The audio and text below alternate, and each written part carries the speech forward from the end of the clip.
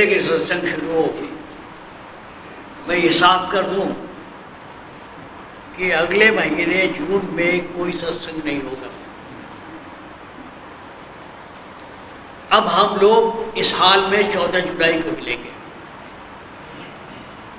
इसलिए जून में कष्ट न कीजिएगा। हमारे बहुत से साथी, गर्मी प्रचंड पड़ रही है, इसलिए जून में हम नहीं करते।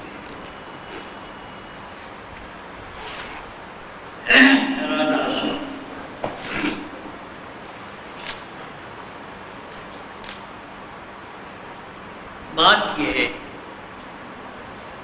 कि हम लोग अपने घरों में से निकल नहीं रहे हैं, जिसको अंग्रेजी में कहते हैं बीटिंग अबाउट द बुश। हम लोग झाड़ी के चारों तरफ डंडे मार रहे हैं। असल तत्व जो है उसे समझने की जरूरत है, उस परम तत्व की। कहा गया है कि हद में रहे सो मानवा, बेहद रहे सो पीर। हद बेहद दोनों तजता का नाम फकीर। अगर आप अपने शरीर के घेरे के अंदर ही घूम रहे हैं तो मनुष्य है। हद में रहे सो मानवा, बेहद रहे सो पीर। और जो हद के बाहर चला गया, शरीर के बाहर जिसका ध्यान है, ख्याल है, जो सोच होता है, वो पीर है। न हद और बेहद दोनों से अलग होकर के असल में मंजिल आती हुआ है। अपने को बांधो मत, अपने को घेरे और घेरोदे में मत बंधो। हमें वहां चलना है जहां अनंत है, जहां से बारिश शुरू होता है। दाता दयाल ने लिखा कि इन मुर्दा किताबों को क्यों पढ़ते हो, ये मुर्दों का लिखा हुआ है। जिंदे के पास जाओ, वो कुछ देगा तुम्हें।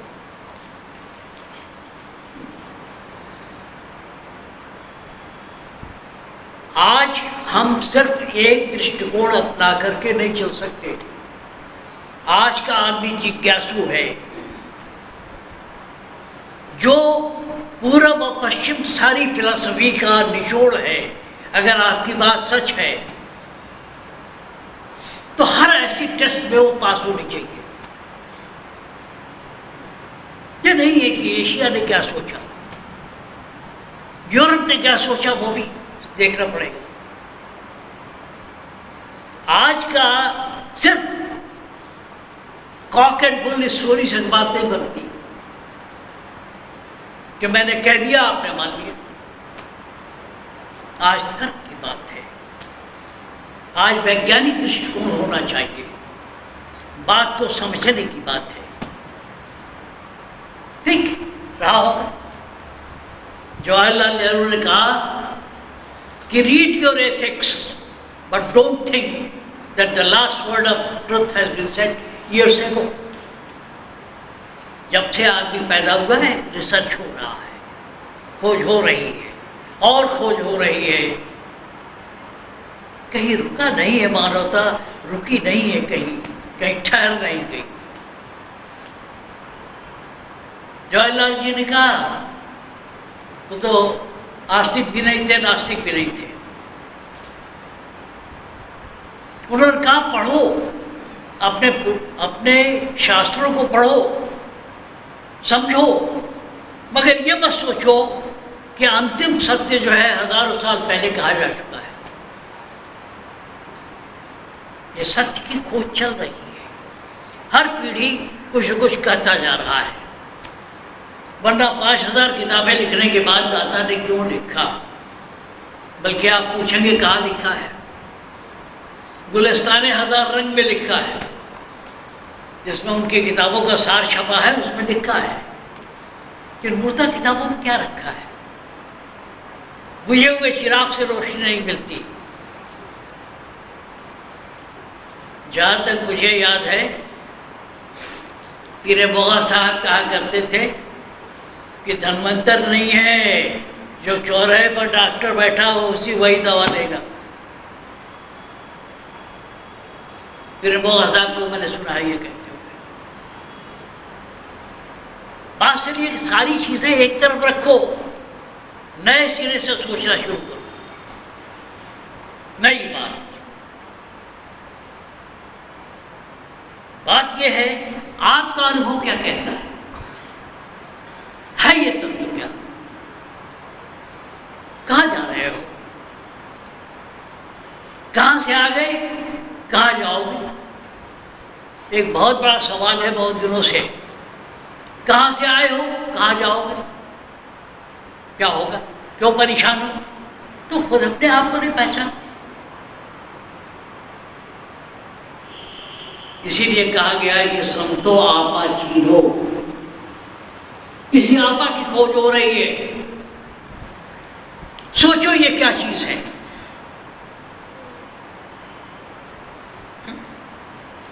खास करके 1947 के बाद से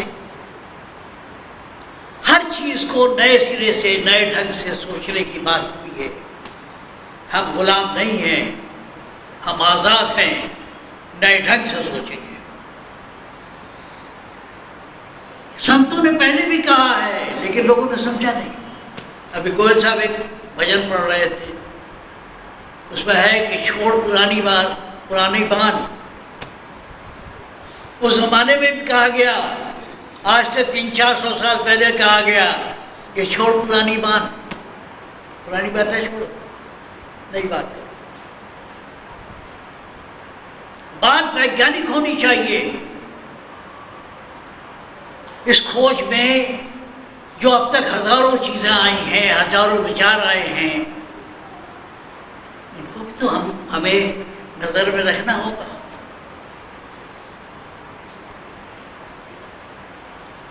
इसलिए हमें सारे फैक्ट्स और सर्कमस्टांसेस को फिर से री एग्जामिन करना पड़ेगा। जो अनुभव है प्राप्त, जब से इतिहास लिखा गया, जब से पुस्तकें लिखी गई, जब से वेद अभ्यास लिखे गए, जितने भी तथ्य घटना हुए हैं, गीता, रामायण, महाभारत जितने भी हैं, सबको ऐसे टेस्ट करना पड़ेगा, चेक करना पड़ेगा कि बात कहां तक सही है। हमें इस सच की तलाश करने के लिए इन सारी चीजों को तोड़ना पड़ेगा, फिर से उसका ऐसे टेस्ट करना पड़ेगा। ये नहीं है कह दिया मान लिया। अभी अग्रवाल साहब कह रहे थे कि आजकल के बच्चे मानते नहीं। अरे भाई, जो लड़की बैठी हुई है, अभी गई है, आज तो मैं सत्संग उसको देना चाहता हूं। हम लोग अपने अपने कुएं के मेढक की तरह निकल निकल के उसी घेरे में घूम रहे हैं। फिर तुम्हें क्या मिला भाई? हम दुनिया की बात करते हैं, जो बेसिक साइंस है उसकी बात ही नहीं करते, बताते ही नहीं कि भला क्या है। आखिर में ऋषियों ने सोचते सोचते कहा परम तत्व। परम तत्व क्या बना गया? मूर्ति नहीं, ये नहीं, वो नहीं, फला नहीं, ढक्के नहीं, ये नहीं, आखिर है क्या? परम तत्व। आखिर में जाके कह दिया परम तत्व। परम तत्व क्या है? उसे हम पाएंगे कैसे?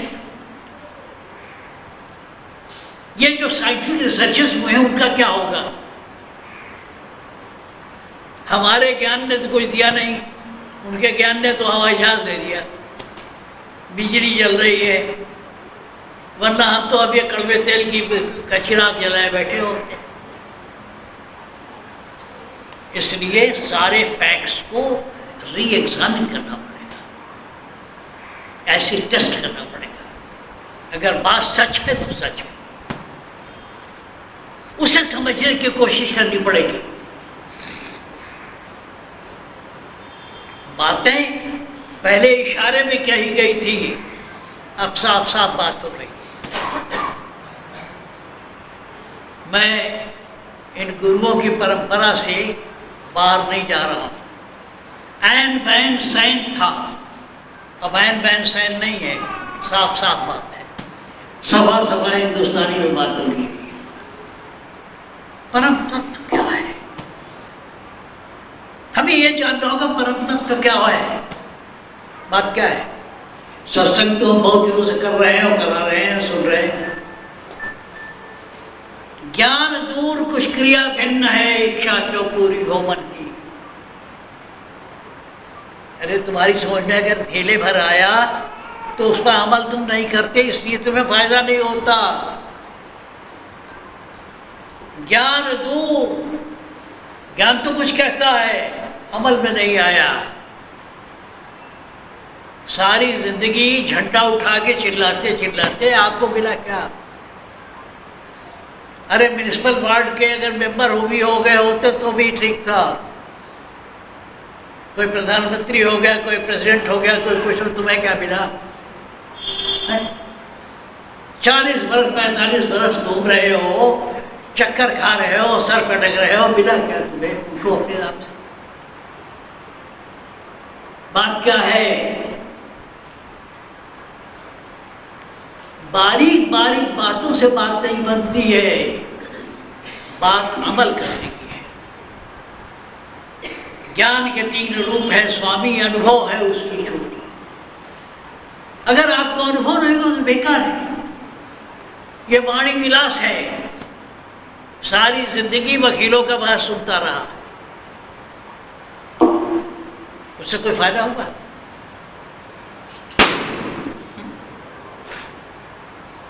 गुब्बारा फूटा क्या है?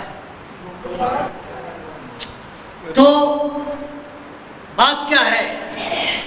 दुनिया भर की बात करने से बंद करो, अपने दिल को टटोलो, जो समझ में आया उसी पर अमल करो। अमल तो करते नहीं, बातें बड़ी बारीक करते हो, जमीन आसमान के गुलाबे मिला रहे हो, अमल नहीं, चिंतन नहीं है। वो जिस बात को आप कह रहे हो उस पर अमल कितना किया है, इसको कहते हैं वाणी विलास। बारीक बारीक बातें निकाल के, उससे बात नहीं बनती है। 2 बात है, एक तो जितना समझ पाए हो उस पर अमल करो। माफ करना, कुछ बातें सख्त कह रहा हूं, जितना समझ पाए हो उस पर अमल तो करो। पर उपदेश कुशल बहुतेरी, प्रताप सिंह तुम ये करो, प्रताप सिंह वो करो, प्रताप सिंह वो करो, मैं क्या कर रहा हूं? तो पहली चीज तो ये है कि जितना अब तक समझे हो, जितनी समझ में आई है उस पर अमल करो। किसको समझा रहे हो? हमें समझा रहे हो। एक तो अमल करो, अमल नहीं करते। कबीर साहब क्या के मर गए, 2.5 आखर प्रेम को पढ़े सो पंडित हो। हम तो ये देखते हैं कि 2.5 आखर भी लोगों ने नहीं समझा है, अमल नहीं किया। ठीक है, दुनिया की सारी बात सही है, तुम्हें क्या मिला? शांति मिली? क्या तुम्हें मिल पाई शांति? रात में नींद तो आती नहीं, क्या खटपट से हो गए? जो मन की खटपट है, जैसे कभी रात में आप ट्रेन से यात्रा करें तो खटपट खटपट खटपट होती है, वो मिट गई। अगर मिट गई तो समझो कि हाँ कुछ मिला, अपनी तो मिली नहीं खटपट। रात में तो चौक को उड़ जाते हो, जरा सा चूहा कूदा नहीं कमरे में, उठ उछल के बैठ गए। कौन है? कौन है? मन तो स्थिर है नहीं। चूहे ने बर्तन खड़खड़ाया, आप उठ गए, तो अपने तो नींद आती नहीं रात भर। जैसे कभी रात की ट्रेन से सफर करो, सारा डिब्बा सोता है, उसमें खटपट खटपट खटपट, तो अपना मन तुम्हारा नहीं। अरे अमल करो, अमल नहीं करोगे तो बेकार है ये सारा ज्ञान। तो पहली दिक्कत तो सब ये है कि हम जो कुछ भी समझ पाए हैं उस पर अमल नहीं करते। ये बातें दूसरों के लिए है, हमारे लिए नहीं है। एक पंडित जी सत्संग देते थे, बैगन बहुत पसंद था। बैगन की सत्संग में बड़ी निंदा किया। लौट के आए घर, पत्नी से पूछा कि बैगन बनाया है? सब बनाया, तुम बैगन क्यों नहीं बनाया? कहा आपका सत्संग सुना कि बैगन बड़ा नुकसानदेह है, तो नहीं बनाया। कहले वो तो दूसरों के लिए थी, बनाया तो हाल क्या है? आपको अपने मन को समझाना है। मन अगर समझ गया, मन अगर शांत हो गया, मरने जीने से आप परेशान नहीं होते, तो समझो कुछ मिला है।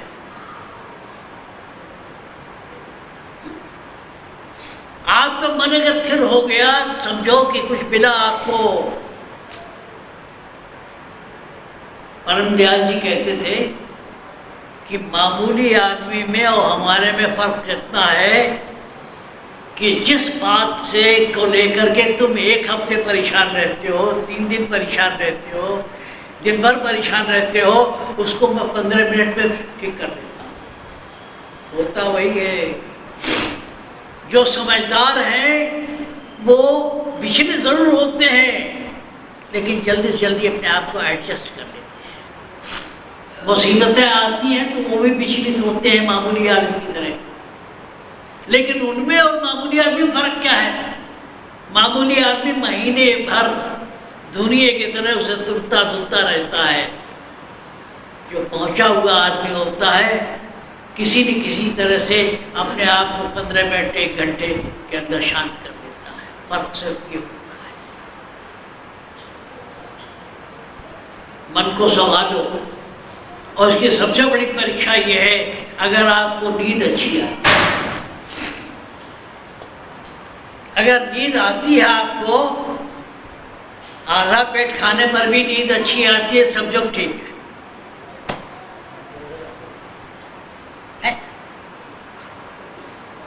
क्या है, लोग घबराते हैं। अभी हम लोग आ रहे थे गाड़ी से, एक बड़ा हट्टा कट्टा पंजाबी मुंडा, अरे बहुत बड़ा शेर नुमा सबसे कीमती कुत्ता लिए शेर में घूम रहा था। क्या मतलब है? तुम डरते हो, तुम सोचते हो कुत्ता तुम्हारी रक्षा करेगा, तुम ये मोटे मोटे ताले लगाते हो, तुम्हें डर है, तुम्हें अपने मरने का डर है। चोर रखा, चौकीदार रखा, ये रखा, वो रखा, वो रखा, तुम अपने डर को तो जीत नहीं पा रहे। पहरेदार रखा, चपरासी ये रखा, पहरेदार रखा, कुत्ता रखा, ताला चाबी। गालिब ने ठीक कहा, मौत का एक दिन मुअय्यन है, नींद रात भर क्यों नहीं आती? अरे अगर तुम्हें मालूम हो गया कि मालिक से थोड़ा भी परिचय आपको है, तो कम से कम नींद तो बढ़िया आनी चाहिए। लेकिन मैंने ये देखा कि लोग अपने आप से परेशान हैं, अपने मोहल्ले वालों से परेशान हैं, अपने परिवार से परेशान हैं, अपने आप से परेशान हैं। क्या संतोषी की? तुम्हें निश्चिंत होना चाहिए। तुम्हारा विश्वास तुम्हारे गुरु और तुम्हारी आदर्श में ऐसी तालमेल होनी चाहिए कि दिल में है तस्वीरें यार, जब जरा गर्दन झुकाई देख ली, जरा भी तकलीफ हुई। सवाल यह है कि 55 बरस से तुम सत्संग कर रहे हो, तुम्हें क्या मिला? अगर तुम्हारे और मामूली आदमी में हाय हाय नहीं मिली तो बेकार है यार, कहाँ वक्त खराब कर रहे हो? कहीं आओ जाओ, मेला तमाशा देखो, कोई दारू पियो। तुम्हें क्या मिला? सबसे बड़ा सवाल है, तुम्हें क्या मिला? और मैं तो पहुंचा हुआ आदमी उसे समझता हूं जिसको नींद अच्छी हो। दिन भर खटा, चाहे वो खेत पे खटा, चाहे कहीं खटा, और रात को सोया खर्राटा लेके। नींद जिसको नहीं आई बेकार है। एक बार मैंने उज्जैन के सत्संग में कह दिया, एक महात्मा जो है लंबी दाढ़ी वाले, वो समझ नहीं पाए मेरी बात। सुख है कहाँ? सुख सोने में है। सारा सुख जो है सोने में है। अभी यहाँ राग रंग शुरू कर दो, एक दिन चला, 2 दिन चला, 3 दिन चला, तीसरे दिन आप कहोगे भाई 5 मिनट के लिए जाओ, तो हम नींद झपकी आ जाए।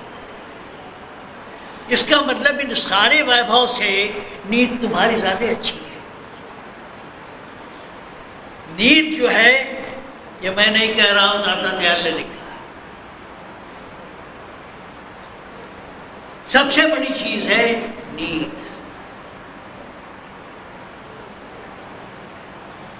नींद बढ़िया आनी चाहिए। और नींद किसको आएगी? नींद इसको आएगी जो मेहनत करेगा, दिन भर खेत में काम करेगा, जो चारपाई पाया, खाना खाने के बाद उसको होश ही नहीं है, और शरीर दिन भर आराम करेगा, तो रात में नींद कैसे आएगी? घट घट घट घट। तो बात क्या है? जो घोड़ा बेच के सोए, समझो वो ठीक है, निश्चित है, दिल साफ है। एक आध लोगों की नाक बोलती है सोते में, क्यों? मस्त है, यहां से स्विच ऑफ किया, सीधे वहीं पहुंचे, वो मस्त सो रहे। पहले लोग घोड़ा बेच के सोते थे, अब लोग साइकिल बेच के सोते हैं। तो सबसे बड़ी बात तो ये है, जब आपने किसी की गाय छीनी है, किसी की गाय मारी है, तो रात में नींद नहीं आएगी। सबसे बड़ी पहचान तो यह है कि मस्त, फकीर मस्त होता है।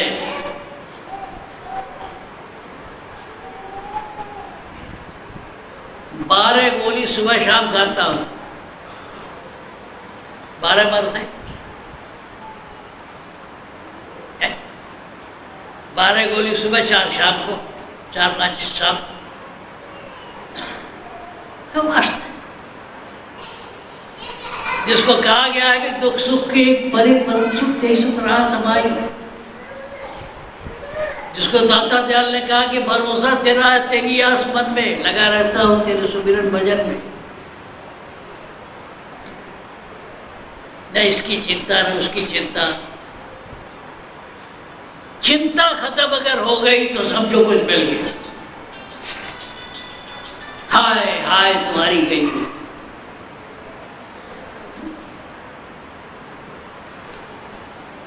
हाय हाय नहीं गई। अरे बात तो वो करो जिससे हाय हाय चली जाए। बात क्या है? यहां तो सत्संग सुनोगे, टाल जाओगे, छोड़ो यार, सत्संग की बात सत्संग की। सत्संग के आने के बाद से मुर्गा उर्गा चलना चाहिए, बैगन बनना चाहिए। वो तो सत्संगियों के लिए है कि बैगन अच्छा नहीं, इसलिए अमल नहीं है। ज्ञान दूर कुछ क्रिया भिन्न है, इच्छा क्यों पूरी हो मन की। तो बात क्या है? कबीर साहब ने सारे ग्रंथ लिखने के बाद लिख दिया, ढाई आखर प्रेम को पढ़े सो पंडित हो। ज्यादा पढ़ने लिखने की जरूरत ही नहीं। कबीर साहब खुद पढ़े लिखे नहीं थे, लेकिन तो समझाओ पक्का समझा। क्यों?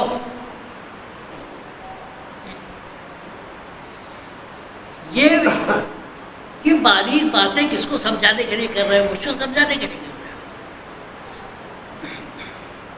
नहीं, अपने को समझाओ।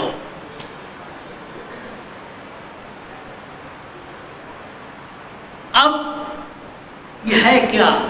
आप इलेक्ट्रिकल इंजीनियर हो, मालिक एक एनर्जी है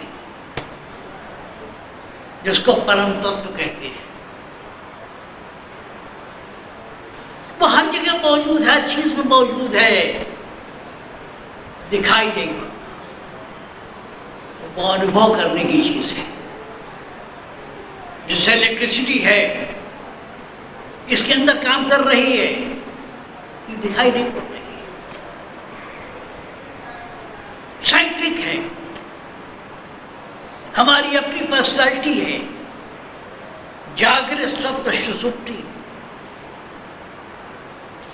अगर हम सुषुप्ति में आ जाते हैं, निश्चिंत हो जाते हैं, तो समझो बात खत्म।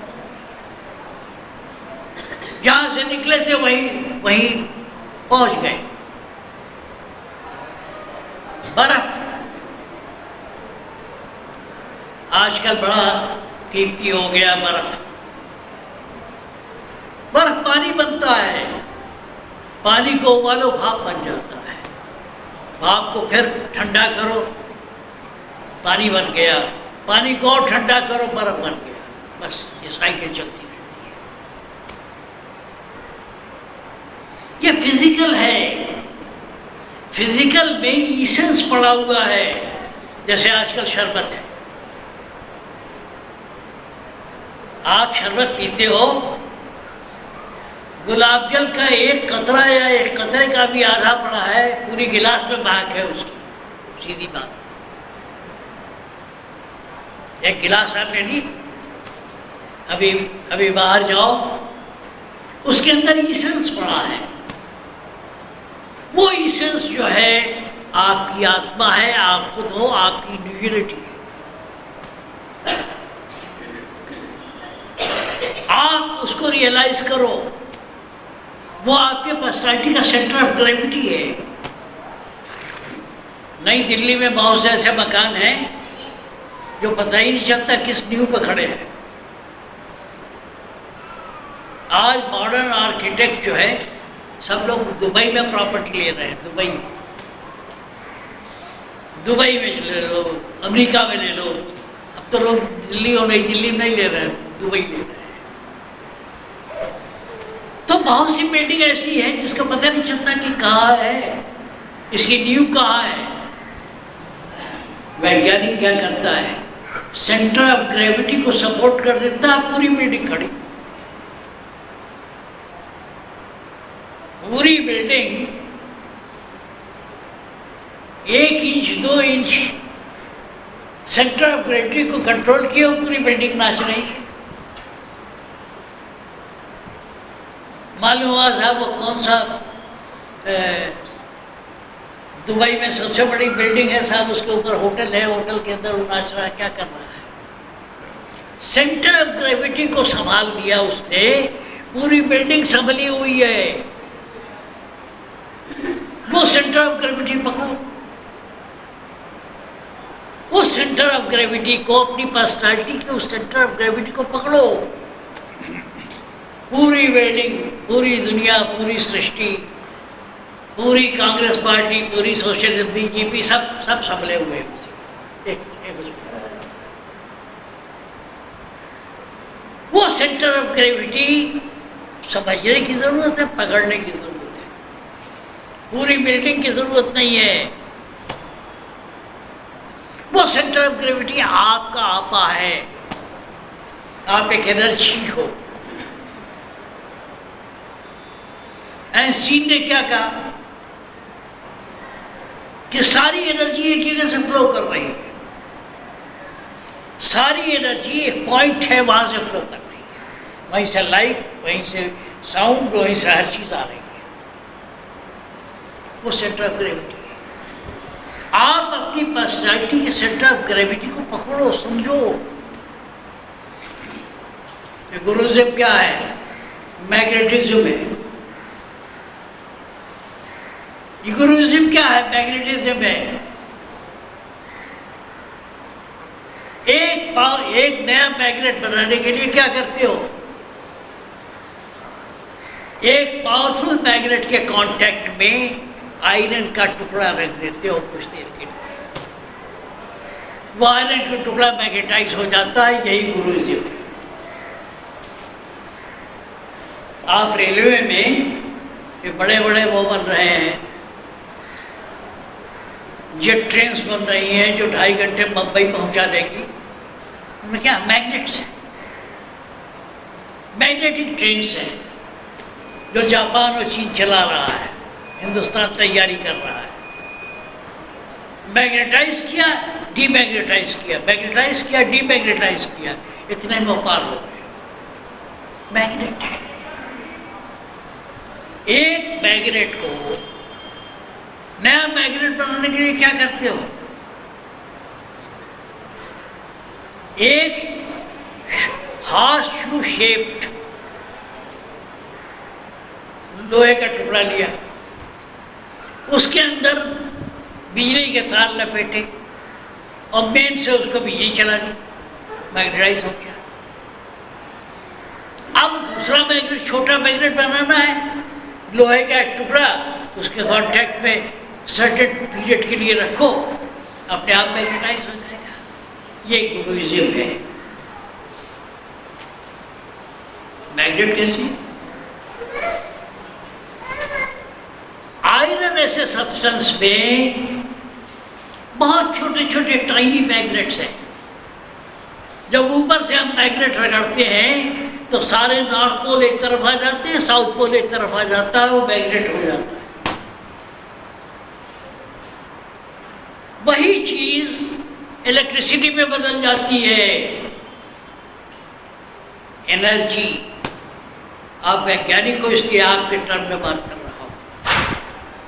एनर्जी, ये पंखा है, इसके अंदर कौन सी एनर्जी है? पोटेंशियल एनर्जी है। जो 2 मजदूरों ने उठा के इसको टांगा, उनकी वो एनर्जी उसके अंदर रेस्टोर हो गई। और मालिक ने कहा अगर ये गिरे तो पूरी की पूरी वो एनर्जी यहाँ आएगी, किसी का सर फोड़ देगी या कम से कम ये फोड़ देगा, फर्श फोड़ देगा। उस 2 मजदूरों का उठाया हुआ पंखा, उसके अंदर जो एनर्जी है वो इकट्ठा हो गई है। जब चाहो उसको काट लो, गिरा दो, या तो उस ताकत से सर फट जाएगा या फर्श फट जाएगी। और एनर्जी शक्ल बदलती है, एनर्जी बढ़ती रहेगी। क्यों? क्या झूठ बोल रहा हूं? एनर्जी मरती नहीं है। कुछ एनर्जी फ्रिक्शन में चली जाती है, रगड़ में चली जाती है। जब पंखा गिरा तो रगड़ में कुछ एनर्जी चली गई है। कुछ एनर्जी जब फर्श से टकराया तो आवाज बन गई।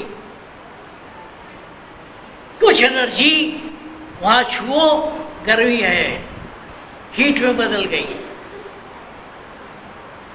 जो पंखा गिरा तो वहां पर अगर आप देखें, अगर कहीं अंधेरी रात में गिरे तो चिंगारी निकलती है, लाइट, साउंड, इलेक्ट्रिसिटी इसमें बदल जाती है, इसकी शक्ल बदल जाती है, एनर्जी वही होती है। फंडामेंटल लॉ है कि एनर्जी कभी खत्म नहीं होती, सिर्फ शक्ल बदल देती है। मैटर कभी बदलता नहीं, मरता नहीं, सिर्फ शक्ल बदल देता है। आई एम टॉकिंग साइंस, सिर्फ कबीर साहब वाली बात नहीं करता, कहा उन्होंने भी यही है। लेकिन मॉडर्न टाइम्स में उसको ट्रांसलेट करना पड़ेगा। एनर्जी खत्म नहीं होती। 2 मजदूरों की मेहनत इस पंखे में है। ये पंखा चल रहा है, इसकी काइनेटिक एनर्जी है। ये एनर्जी नष्ट नहीं हो रही है। पानी गिरता है, टरबाइन पे गिरता है, उससे बिजली बनती है। इसी बिजली से ट्यूबलाइट जल रही है, इसी बिजली से आपका वो एसी चल रहा है, एयर कंडीशन चल रहा है, इसी से फ्रिज चल रहा है। गर्मी ठंडा जो चाहो पैदा कर लो सिर्फ उस इलेक्ट्रिसिटी से। अब इलेक्ट्रिसिटी आई कहाँ से? जो नदी की धारा है, जो बह रही है, उसको आपने टैप कर लिया है, वो दिल्ली में सप्लाई हो रही है। जय हो शीला दीक्षित की। इलेक्ट्रिसिटी एक चीज है, एनर्जी है, उस एनर्जी को जहां चाहो लगा दो। इसी तरह मालिक है, एक एनर्जी, एक परम तत्व है जो हर जगह विद्यमान है। जब वो निकल जाता है चीज मुर्दा हो जाती है। आप गेहूं का एक दाना लो, गेहूं का एक दाना लो, जमीन में उसको गाड़ दो, थोड़ा पानी में नहीं डाल दो। पानी डालने की जरूरत क्या है? ताकि वो नरम हो जाए, फट जाए। अफवाह निकलेगा, अंकुर निकलेगा, पौधा निकलेगा। पौधा धीरे धीरे धीरे बड़ा होता जाएगा। 1.5 फीट 2 फीट का हुआ गेहूं का पौधा। अब उसके बाद आजकल के उसमें सूखने लगेगा। गेहूं निकाल के रख लो बात उसको। इसी तरह आदमी में एक चीज पड़ी हुई है, एक इसेंस पड़ा हुआ है, जिसकी वजह से वो बोल रहा है, चाल रहा है, वो हो रहा है। फिर बकौल अग्रवाल साहब के 1 किलो 600 ग्राम वो हो जाएगा। वो तत्व जो है वही परम तत्व है। वो परम तत्व हर जगह है, कहाँ नहीं है। आकाश में है, पाताल में है, पानी में है, इसमें है, उसमें है।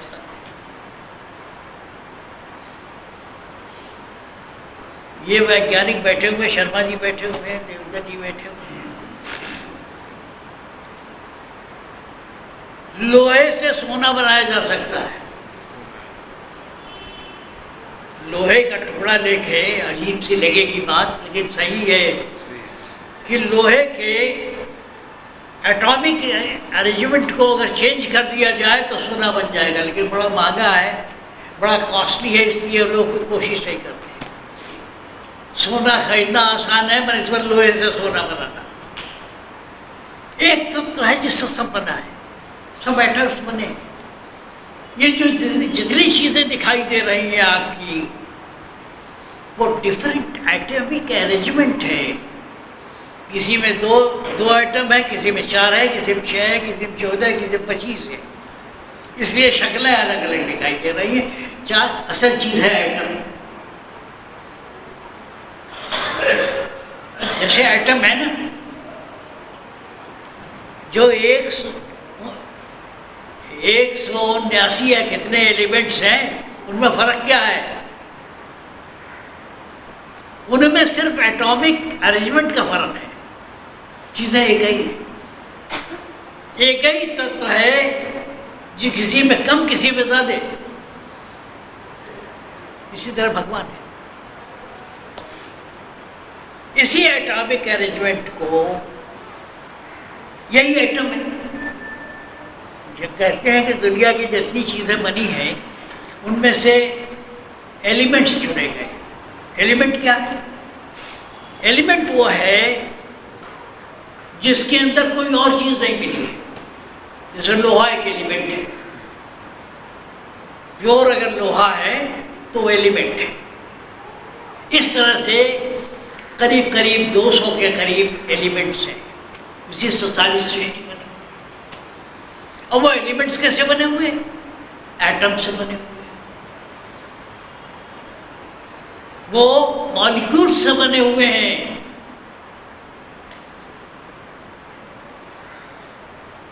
अणु से बने हैं, अणु से परमाणु बने हैं। तो सिर्फ जो है लोहे और सोने में फर्क क्या है? उनके एटॉमिक अरेंजमेंट का फर्क है? एक वो क्या है? आइटम कहां से बने?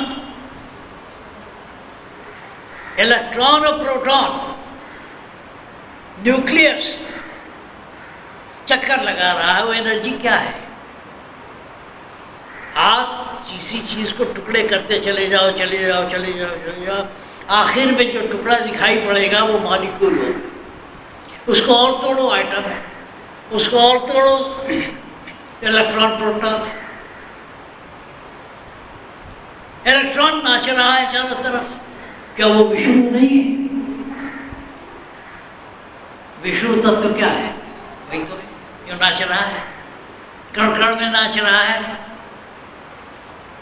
लेकिन हमारे वहां लोगों ने वही पढ़ा या नहीं पढ़ा, ये भी पढ़ना चाहिए। आध्यात्मिक लोग और वैज्ञानिक दोनों सत्य की तलाश में, इसलिए दोनों को रेल की पटरी की तरह समानांतर चलना चाहिए। जो परम तत्व है कि एनर्जी, मालिक क्या है? कि एनर्जी है जो सब में है।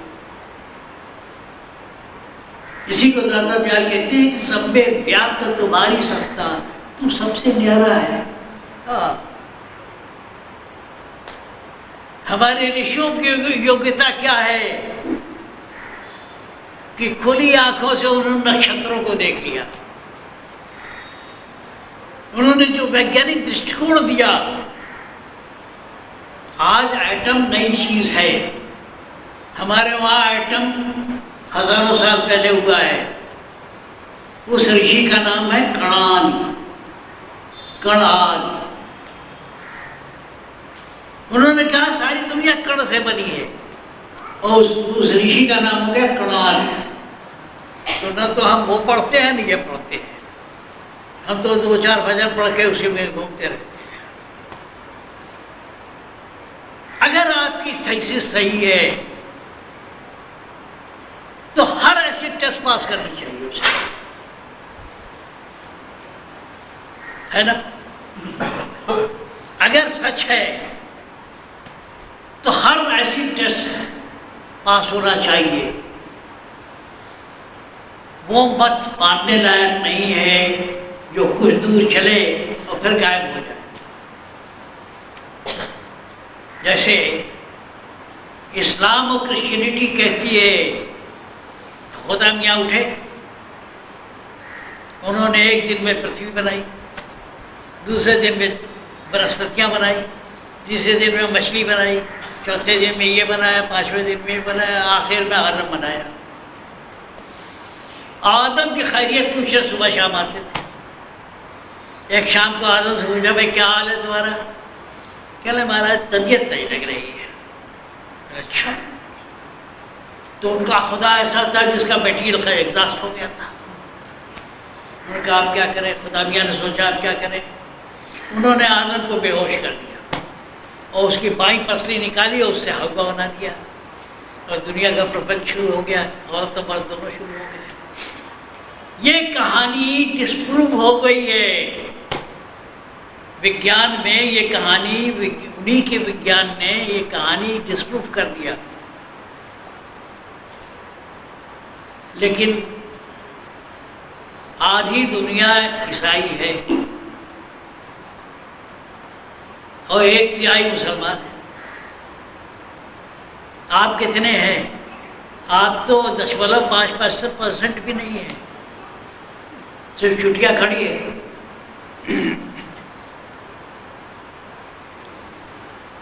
ये कहानी डिस्प्रूव हो गई। असल में बात यह है कि उस चीजों को समझने की कोशिश करो। हिंदुओं ने क्या किया, डार्विन की थियरी को हिंदुओं ने एक्सप्लेन किया। उनके बाप थे, डार्विन के बाप थे। अकबर इलाहाबादी का शेर है कि हम नहीं ये मानते कि दादा आपके लंगूर थे। क्या हुआ? कहते हैं मच। हिंदू क्या कहते हैं? मच, कच्छ, 12, वामन, ये वो 10 अवतार गिनते, आखिर में बुद्ध, ज्ञान हो गया बुद्धों में। ये डार्विन की थियरी है, डार्विन की थियरी के बाप है ये। बड़ा लोगों ने पढ़ा, रामायण पढ़ा, महाभारत पढ़ी होगी। महाभारत में सृष्टि कैसे उत्पत्ति हुई इसकी पेडिग्री दी हुई है, खानदान दिया हुआ है।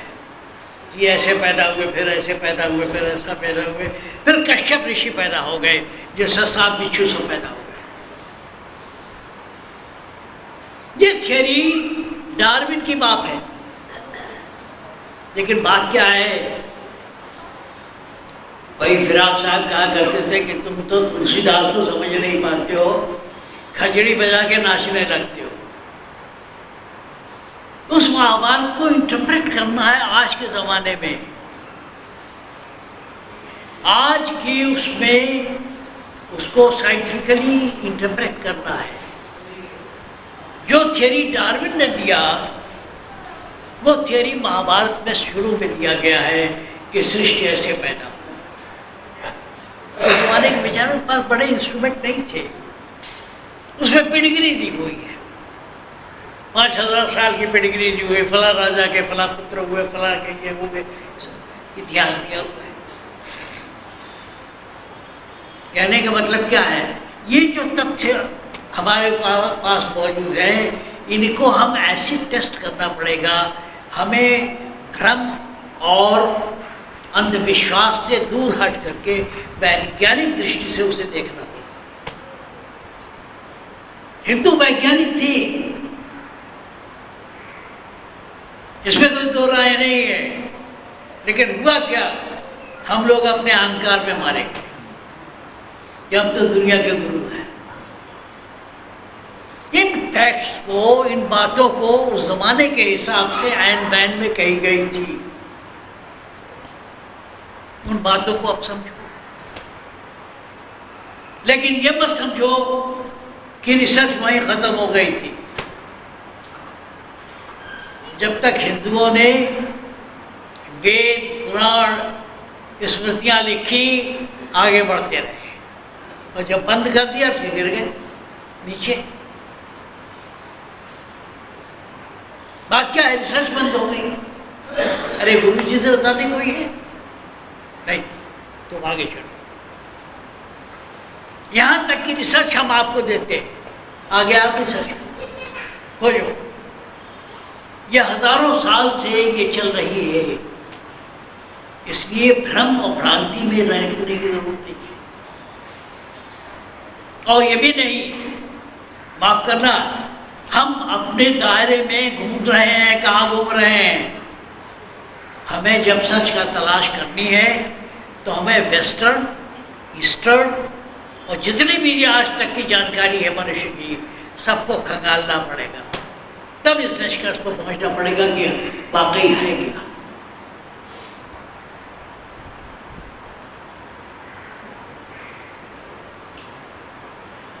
एक बात और है, कहने को बहुत कुछ था जो कहने पर आती है। दुनिया के अनायत है जो कुछ नहीं कहती है।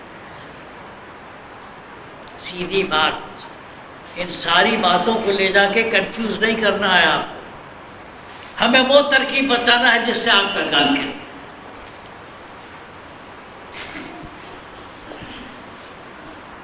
वो कहावत है ना, एक आदमी ने कुछ काम किया, उसको एक जिन्न मिल गया। जिन्न मिल गया तो उसने कहा कि जिन्न ने कहा कि भाई मैं तो सारा काम करूंगा और मुझे खाली मत रखो, जहां तुमने खाली रखा मैं तुम्हें फाड़ के खा जाऊं। अलाउद्दीन के चिराग की तरह चिराग में से जिन्न निकला, उसने मुझे कोई काम मत हो। तो उसने कहा भाई खेत जोत दे, जोत दिया उसने 2 मिनट के अंदर, ये कर लिया वो कर लिया, सारा काम करके वो बेचारा परेशान हो गया, क्योंकि उसके सामने हमेशा डर था कि कहीं मार के खाने जाए। तो आदमी समझदार था, उसने एक लग्गा गाड़ा और उस पर तेल लगाया, कहा तुम उस पर चढ़ते उतरते रहो जब तक मैं मना न करूं। फिर क्या हुआ, वो चढ़ता उतरता अब तक रह रहा है। वो जिन जो है, वो जिन आपका मन है, उसको अपने मन को एक काम दे दो, चढ़ता उतरता रहे, वरना परेशान बहुत करेगा।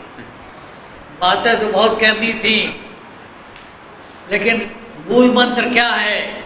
वो क्या है? इष्ट है, गुरु है। मैंने बताया गुरुइज्म क्या है? मैग्नेटिज्म है, इलेक्ट्रिसिटी है।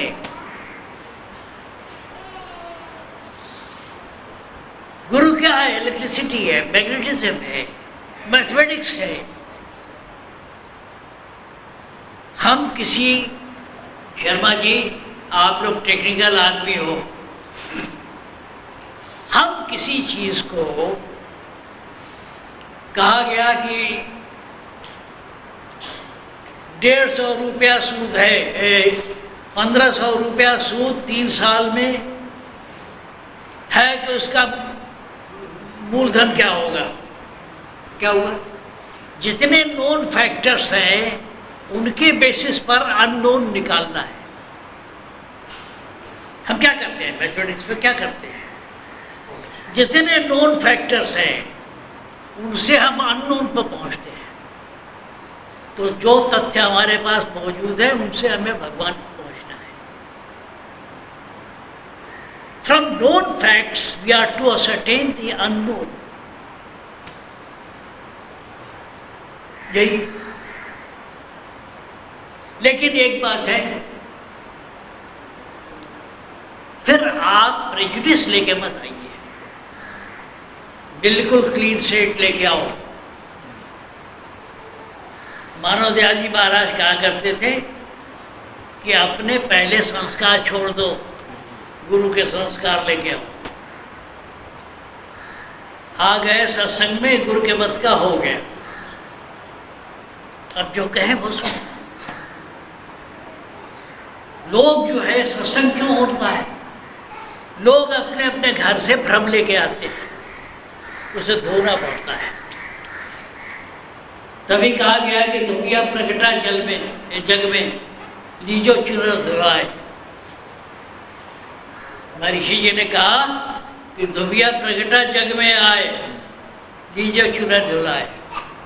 अपने अपने घरों से लोग संस्कार लेके आते हैं, उसे रगड़ना पड़ता है, उसे साफ करना पड़ता है।